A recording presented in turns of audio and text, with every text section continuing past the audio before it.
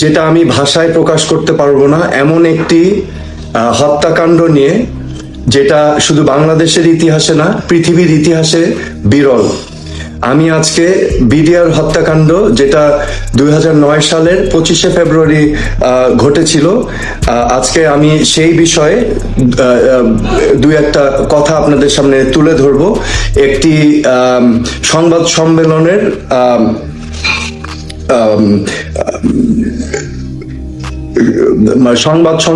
সম্মেলনের কিছু বক্তব্য নিয়ে আমি আজকের এই লাইভটা করতে চাচ্ছি। আপনারা জানেন যে 25শে ফেব্রুয়ারি 2009 সালে আমাদের বাংলাদেশ সেনাবাহিনীর উজ্জ্বল নক্ষত্র, বীর অফিসার বৃন্দ, যারা আমাদের বাংলাদেশের সম্বল ছিলেন, যারা বিচক্ষণ ছিলেন, যারা তুখোর আর্মি অফিসার ছিলেন এবং বাংলাদেশ আর্মির সেনাবাহিনীর মেরুদণ্ড ছিলেন, সেই 57 জন বীর অফিসারকে আমরা হারিয়েছি এবং আরো কিছু সিভিলিয়ান ওই দিন নিহত হয়েছিলেন। তো এই জঘন্যতম হত্যাকাণ্ডের নিয়ে আজকে আমি এই লাইভটা করছি। গতকাল আমি লক্ষ্য করেছি, খুব আশ্চর্য হয়ে গিয়েছি আসলে আমি যখন এই প্রেস কনফারেন্সটা দেখেছি। গতকাল একটা প্রেস কনফারেন্স হয়েছিল মেজর জেনারেল অবসরপ্রাপ্ত মতিনের নেতৃত্বে।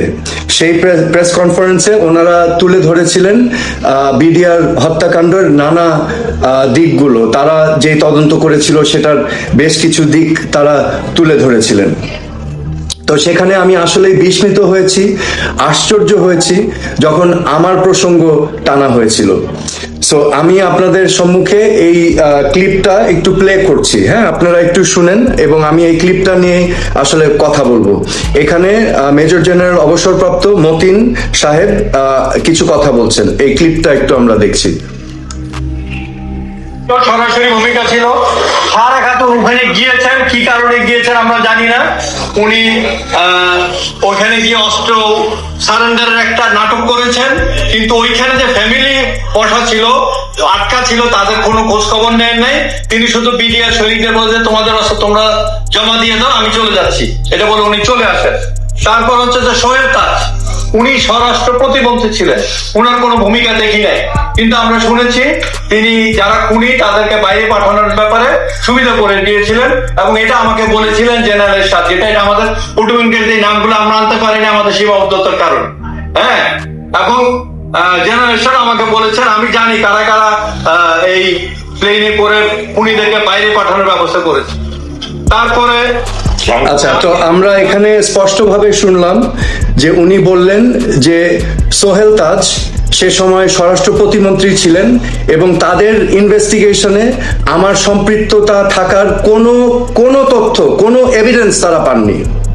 কিন্তু উনি আবার পরবর্তী সেন্টেন্সে বললেন যে উনি শুনেছেন জেনারেল এরশাদের কাছ থেকে, যেটাকে বলা হয় হিয়ারসে এভিডেন্স।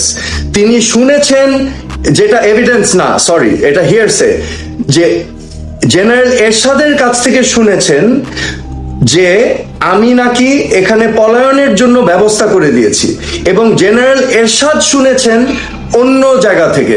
তার মানে হিয়ারসের উপর হিয়ারসে। এবং এই স্টেটমেন্টটার কিছু সমস্যা আছে।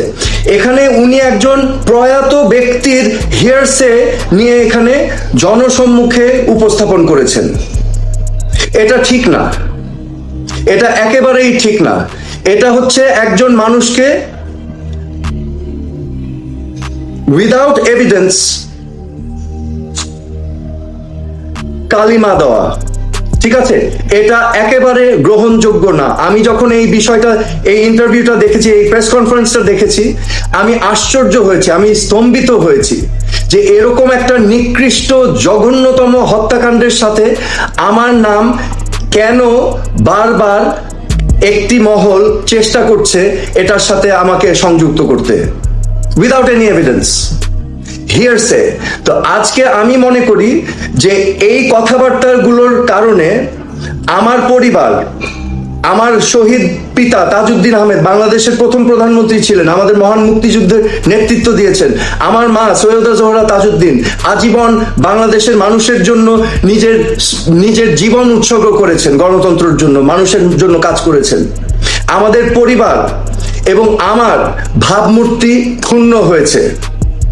আজকে আমি মনে করি এই ধরনের ইররেসপন্সিবল কথাবার্তা থেকে আমরা বিরত থাকব এবং আমি জেনারেল মতিন অবসরপ্রাপ্ত ওনাকে আমি রিকোয়েস্ট করব, আন্তরিকভাবে অনুরোধ জানাবো যে আজকে এই কথাগুলোর মধ্যে দিয়ে আমার ক্যারেক্টার, আমার চরিত্র, আমার ব্যাকগ্রাউন্ডে যেই ক্ষতি হয়েছে, আপনাদের দায়িত্ব সেই ক্ষতিটাকে আপনারা কিভাবে ক্ষতি সাধন করবেন এটা এখন আপনাদের দায়িত্ব। আমি আপনাদের কাছে এটা আমি অনুরোধ করব, আপনারা জনসম্মুখে এসে আপনারা ক্লিয়ার করবেন এটা কেন বলেছেন। This is not right. একজন নিরপরাধ নির্দোষ মানুষকে এরকম ভাবে উইদাউট এভিডেন্স হিয়ারসে, একজন মৃত ব্যক্তি, প্রয়াত ব্যক্তির কথার উপর ভিত্তি করে সে আবার হিয়ারসে করে শুনেছে, ওটা দিয়ে আপনারা বলে দিলেন। এটার উদ্দেশ্যটা কি? কেন করলেন? Why did you do it? আমার কাছে এখন আমি মনে করি আমার প্রশ্ন এবং সকলের প্রশ্ন যে এটা কেন করা হলো, এটার পিছে উদ্দেশ্যটা কি? আমি জানি যে একটি মহল বেশ কিছুদিন ধরে এই ধরনের নানা ধরনের আলাপচারিতা ইন্টারনেটে ছড়িয়ে দিচ্ছে এবং এটা একটি ক্ষুদ্র অংশ, উইদাউট এনি এভিডেন্স, হিয়ারসে বলে একটার উপর একটা বলছে। তো আমি আবারও অনুরোধ করব জেনারেল মতিনকে যে আপনি দয়া করে আমার পরিবারের ভাবমূর্তি যাতে ক্ষুণ্ণ না হয়, আপনারা অতি শীঘ্র পদক্ষেপ নেবেন এবং এই যে একটা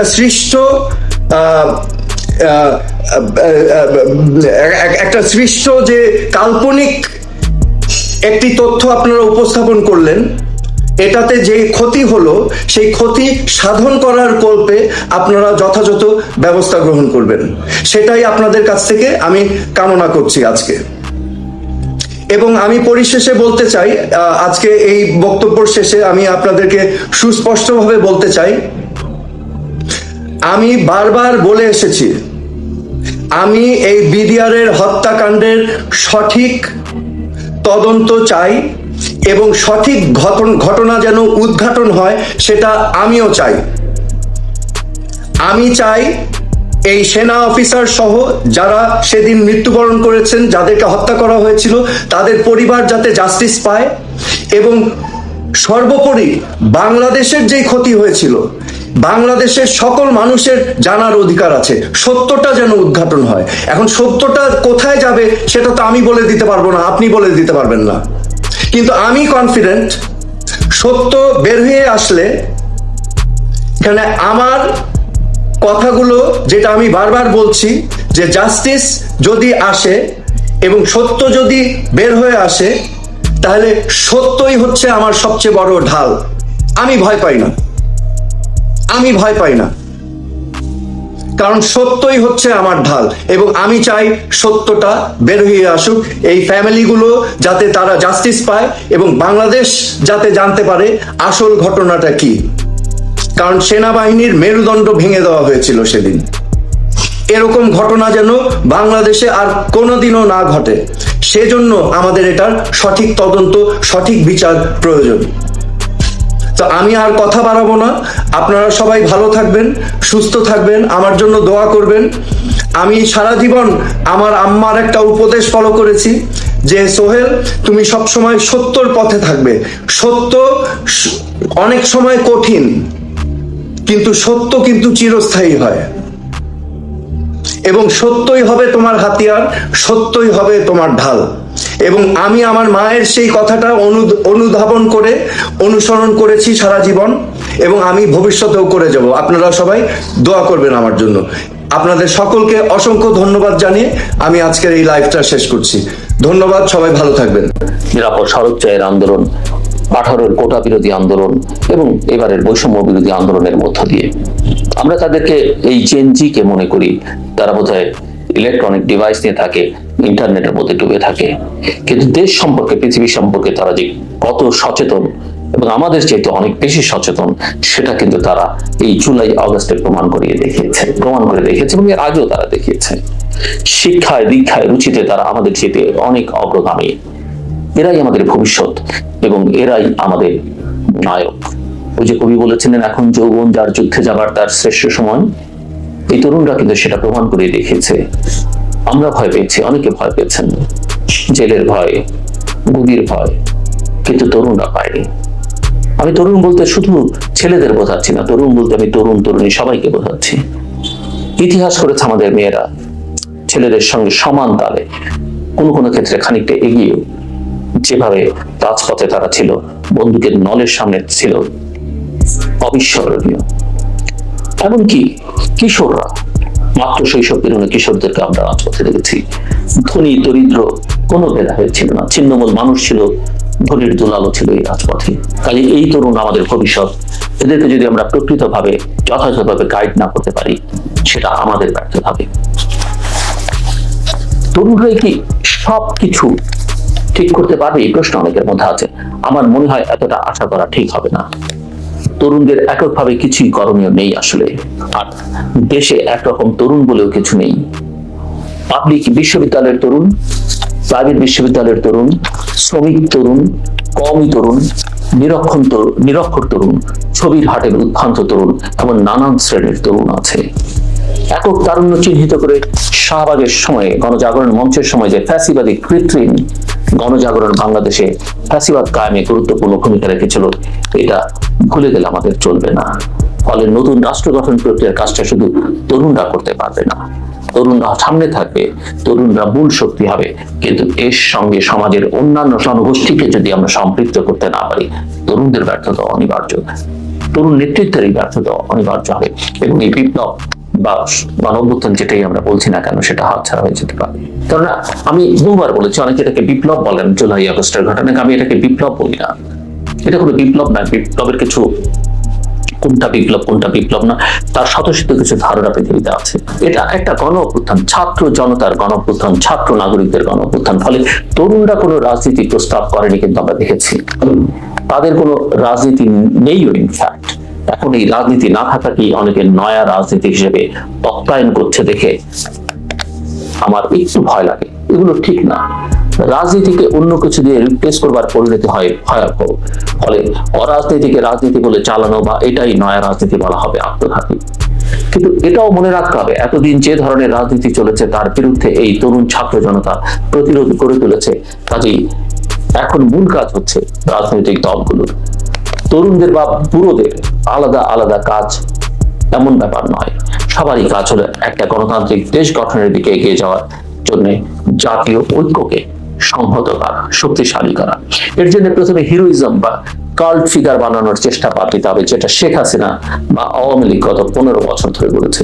সবাই হিরো এই আন্দোলনে, একক কোনো নেতা ছিল না। আওয়ামী লীগের যারা দুর্বৃত্ত, লুটপাট করেছে বা তার যা সহযোগী এই লুটপাটে, এই স্বৈরতন্ত্রের, তাদের বাদে সবাইকে নিয়ে একটা দেশ গঠনে এগিয়ে যেতে হবে। আর এই আন্দোলনের কার্ডধারী বয়ান তৈরির জন্য এখন যারা কাজ করছেন, এরা সবাই এই আন্দোলনের স্পিরিটের, আমি মনে করি, শত্রু। কেননা এরা একসময় আওয়ামী মুক্তিযুদ্ধেও পূজারী ছিল। মুক্তিযুদ্ধের পূজারী হওয়ার মধ্যে কোনো সমস্যা নেই, কিন্তু আওয়ামী বয়ানের যে মুক্তিযুদ্ধ, সেটা একটা বড় সমস্যা আমি দেখি। এরা জেএনজিকে ইতিহাসের জায়গা ছেড়ে না দিয়ে এক ধরনের লুজ বা আলগা হিরোইজম তৈরি করবার চেষ্টা করেছেন। আন্দোলনের গুপ্ত পুরুষ, মাস্টার মাইন্ড ইত্যাদি ভুয়া জিনিস সামনে আছে। তরুণদের এগুলোর এইসব বিষয়ে সতর্ক থাকতে হবে। অনেকে কথা বলতে শুরু করার ফলে অবশ্য এই বিষয়গুলো এখন কৌতুকে পরিণত হয়েছে। তরুণরা একটা ইতিহাস তৈরি করেছে, এটা কেউ অস্বীকার করতে পারবে না। কিন্তু এই ইতিহাস তারা যদি দখল করতে চায়, যেমনটা আওয়ামী লীগ 1971 সালের মহান মুক্তিযুদ্ধকে দখল করতে চেয়েছে, অন্যদের অবদানকে গৌণ করে একটা জুলাই পূজা শুরু করতে চায়, তাহলে তারা আওয়ামী লীগের ঐতিহ্যের পথেই হাঁটবে। আমি অবশ্য ওটাকে ঐতিহ্য বলি না, ওটা নেতিবাচক অর্থে বলা। নিজেদের সেবক ও নাগরিক হিসেবে দেখতে হবে এবং একটা রাজনীতি তৈরি করতে, যে রাজনীতি আমাদের ফ্যাসিবাদ থেকে চিরতরে মুক্তি দেবে, সেই রাজনীতি তৈরি করতে হবে।